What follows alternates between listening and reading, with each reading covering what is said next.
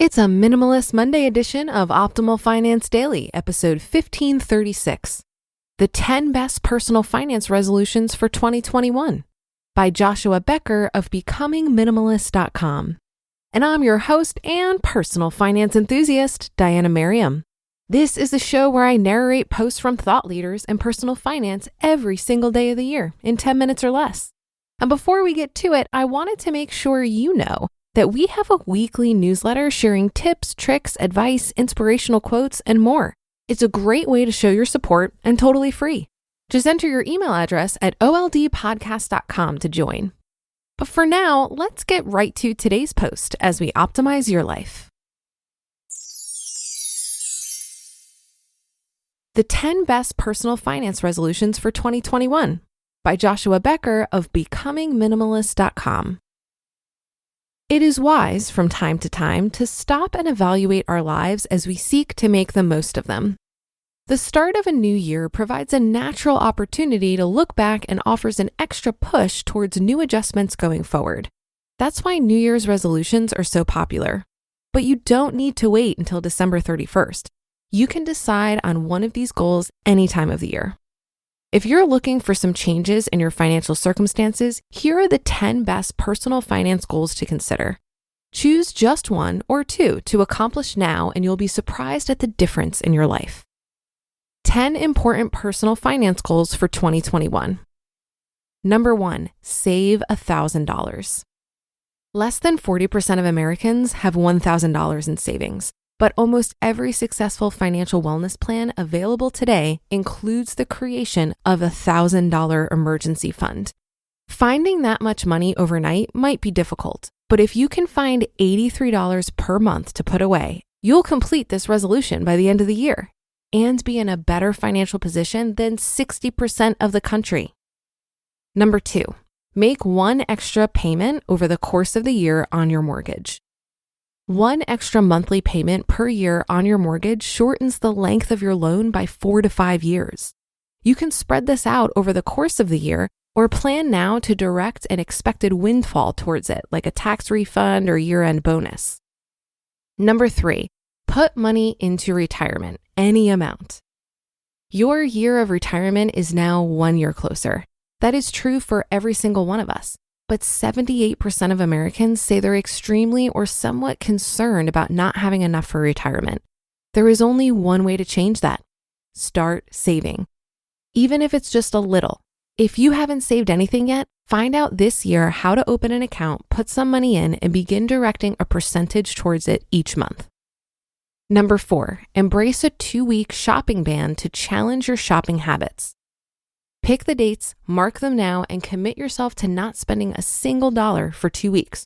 Groceries may be a worthy exception. There's no downside to the experiment, only upside. You'll learn more about yourself, rethink your consumption habits, and save some money along the way. Number 5, sell $200 worth of clutter.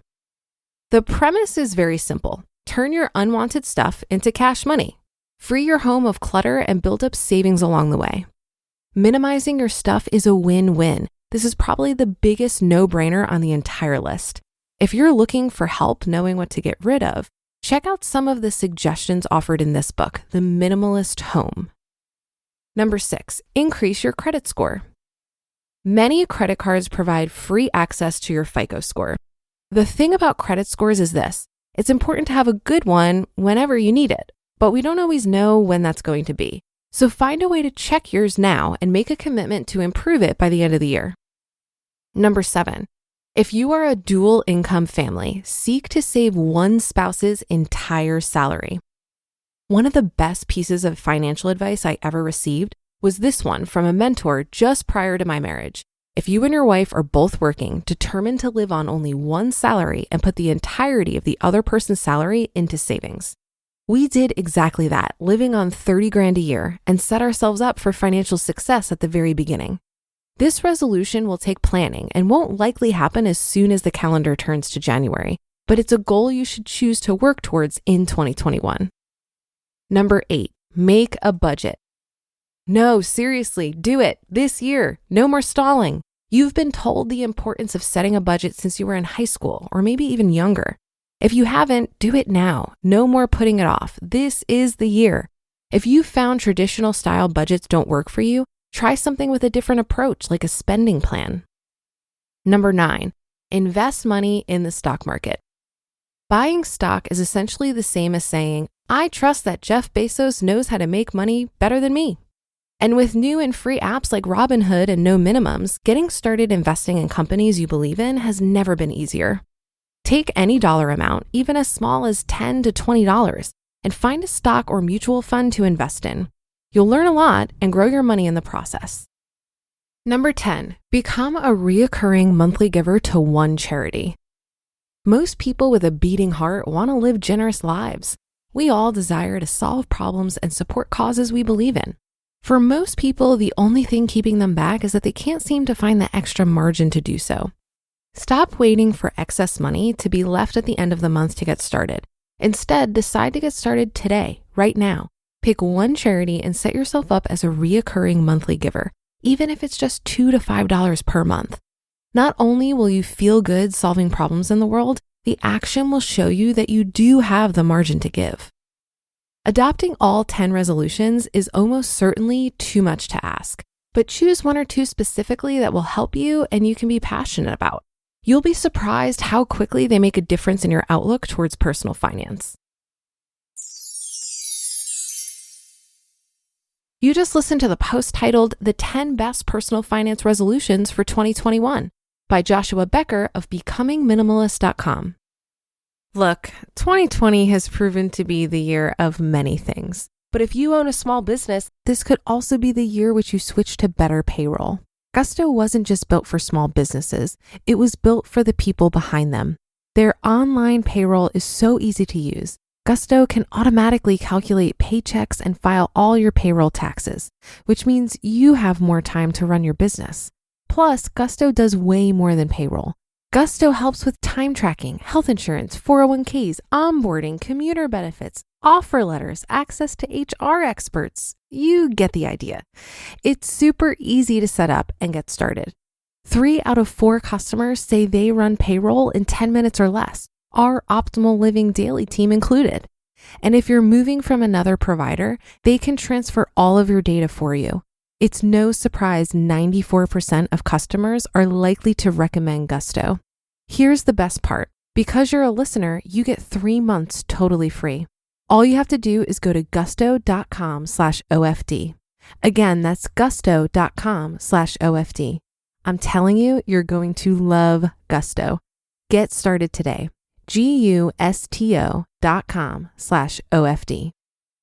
I thought these were all great ideas for financial goals, but remember, personal finance is super personal. All of the ideas in this article are some variation of spending less than you earn, saving, and investing. And there are endless ways to go about this. When it comes to financial goals, I think it's beneficial to be laser focused on one thing at a time and to set a goal that you're excited about, that feels achievable, and one that you can recommit to every day. I have a tendency to get ahead of myself and then feel overwhelmed by my lofty goals. So I often have to remind myself to take things one baby step at a time. Because I'm in the accumulation stage of my financial journey, it does little for me at this moment to worry about drawdown strategies in retirement, for example. While this is important to consider eventually, I don't need to be concerned with that right now. Similarly, when I was in debt, I focused all my energy on getting out of debt and didn't stress too much about learning all I could about investing. I'm finding for myself that incremental progress every day is leading to some pretty incredible results, and I don't need to have my whole life's financial plan mapped out right now. As I make more progress, the next steps and opportunities are becoming clearer. So if you're stressing out about choosing the most optimal financial goal at this moment, rest assured that progress on any goal is far superior than no progress on the most optimal goal. And that's a wrap for another Monday show. Have a great rest of your day and start to your week. And I'll be back tomorrow as usual, where your optimal life awaits.